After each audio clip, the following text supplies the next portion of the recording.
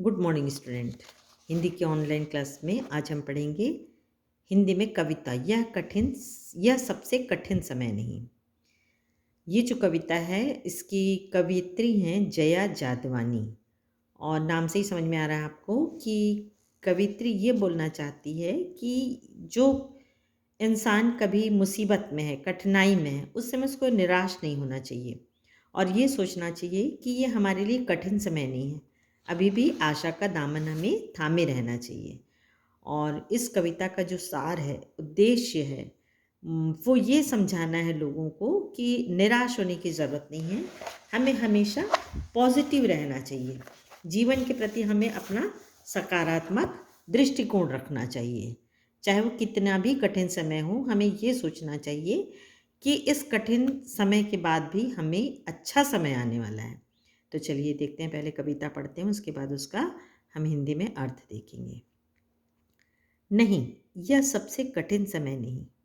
अभी भी दबा है चिड़िया की चोंच में तिनका और वह उड़ने की तैयारी में है। अभी भी झड़ती हुई पत्ती थामने को बैठा है हाथ एक। अभी भी भीड़ है स्टेशन पर।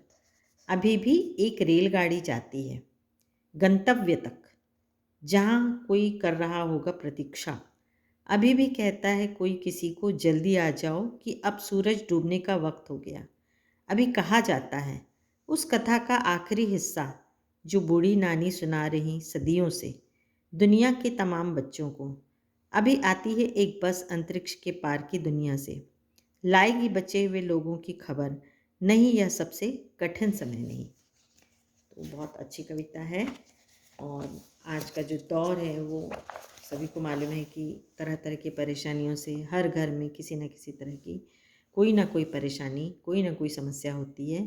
तो ऐसे समय में बेहतर होगा कि हम उस कठिन परिस्थिति को बहुत हौसले के साथ, बहुत सकारात्मकता के साथ अपने जीवन में उस समस्या का समाधान खोजें।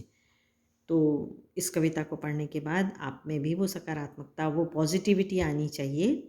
यही कविता का जो है सार्थकता होगी।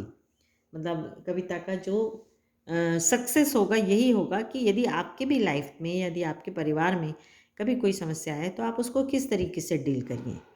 तो चलिए देखते हैं। नहीं, यह सबसे कठिन समय नहीं। अभी भी दबा है चिड़िया की चोंच में तिनका और वह उड़ने की तैयारी में है। अभी पहले ये 4 लाइन का देखते हैं हम कि कवित्री कहती है कि कोई भी कठिन समय है वो उस उतना कठिन नहीं है। उसके बाद, जैसे कहते हैं कि रात के बाद दिन होता है, दिन का सूरज जो आता है वो हमें बहुत आशा लेके आता है। तो उसी तरीके से ये जो समय है वो बहुत कठिन नहीं है। अभी भी दबा है चिड़िया की चोंच में तिनका।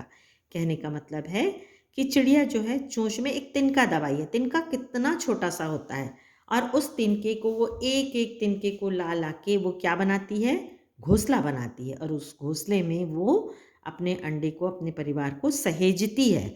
तो हमें निराश नहीं होनी चाहिए कि यदि एक तिनका भी है चोंच में तो चिड़िया उससे बहुत आशा से दूसरे तिनके को लाती, तीसरे तिनकों को लाती है और इस तरीके से वो घोंसला बनाती। तो हमें उस चिड़िया से ये शिक्षा लेनी चाहिए कि हमें भी जीवन में तिनके तिनके करके, थोड़ा थोड़ा करके, और हमें सुख ढूंढना चाहिए, किसी भी मुसीबत का सामना करना चाहिए। अभी भी झड़ती हुई पत्ती थामने को बैठा है हाथ एक। जब पेड़ से एक पत्ती गिरती है तो उसको थामने के लिए, उसको पकड़ने के लिए कोई एक हाथ है। कहने का मतलब ये है कि पत्ती को पकड़ने के लिए नहीं, यहाँ पर कवित्री का कहने का मतलब है कि यदि कोई मुसीबत में है, कोई परेशानी में है, तो उसका साथ देने के लिए दूसरे लोग हैं यहाँ पर। उसमें अभी चिंता की या निराश होने की ज़रूरत नहीं है। अभी भी भीड़ है स्टेशन पर।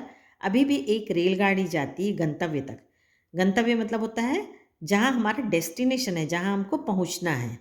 तो कवित्री कितने अच्छे से समझा रही है कि स्टेशन पर अभी भी भीड़ है और रेलगाड़ी आती है और कहाँ ले जाती है, जहाँ हमें जाना है। कहाँ जाना है हमें? जहाँ कोई कर रहा होगा प्रतीक्षा। अभी भी कहता है कोई किसी को, जल्दी आ जाओ कि अब सूरज डूबने का वक्त हो गया। तो रेलगाड़ी जो आती है, खाली ये नहीं कि रेलगाड़ी आना जाना, ऐसा कुछ नहीं है। रेलगाड़ी से भी उसने, कवित्री ने कितना अच्छा अर्थ निकाला है कि रेलगाड़ी खुशी लाती है। रेलगाड़ी जो होती है उसमें यात्री बैठता है और उस जगह जाता है जहाँ वो जाना चाहता है, जहाँ उसके अपने लोग हैं, प्रतीक्षा कर रहे हैं, जो उनको प्यार करते हैं, जिनको उनकी फ़िक्र है, तो ऐसे लोगों से अभी भी स्टेशन भरा हुआ है। तो स्टेशन में भीड़-भाड़ क्यों है? क्योंकि वहाँ लोगों की आवाजाही है। तो भीड़-भाड़ होती है या लोग रहते हैं, वहाँ पर अपने आप में सकारात्मकता होती है, अपने आप में पॉज़िटिविटी होती है, अपने आप में लोगों को ढाँढस बंधता है। उसी जगह यदि आप कहीं सुनसान वीरान जगह में जाएँगे तो आपको क्या लगेगा? बहुत निराशा लगेगी, डर लगेगा। जबकि लोगों की भीड़ में क्या है, आप अपने आप को वहाँ सुरक्षित महसूस करोगे। तो कवियत्री जो है वो स्टेशन में यही संदेश देना चाहती है और साथ में ये भी कह रही है कि कोई अभी भी कहता होगा सूरज डूबने का वक़्त हो गया है कि जल्दी आ जाओ। तो ऐसा कौन बोलता है? जैसे आप भी कभी आप बाहर घर में खेलने गए होंगे या आपके पेरेंट्स हैं जो शाम को ऑफ़िस से घर आते हैं, थोड़ा आगे-पीछे समय हो जाता है तो चिंता होने लगती है, अभी तक नहीं आए, फ़ोन करते हैं, पता करते हैं। तो ऐसा क्यों किया जाता है? क्योंकि उसमें आपको अपने लोगों से स्नेह है, फ़िक्र है, चिंता है, इसलिए है।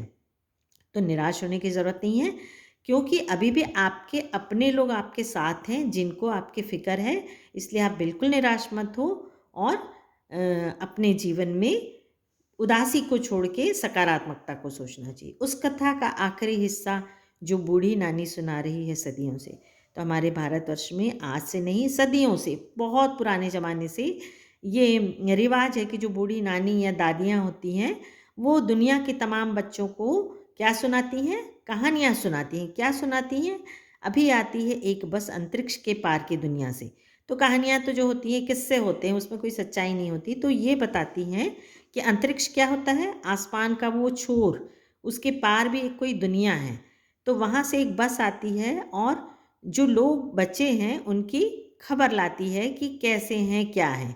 हालाँकि ये सही नहीं है, ना कोई अंतरिक्ष के पार जो जाते हैं, उसकी कोई अपने को वहाँ से कोई खबर लाने वाले या ऐसी कोई सच्चाई नहीं होती है। लेकिन उसने कवियत्री ने एक संदेश दिया है कि उस कहानी में भी जो दादी या नानी सुनाती हैं, उसमें भी सकारात्मकता रहती है कि अंतरिक्ष के पार जो लोग चले गए हैं, वो अभी भी आते हैं और फिर जो बाकी बचे लोग हैं, उनकी कुशलता पूछते हैं।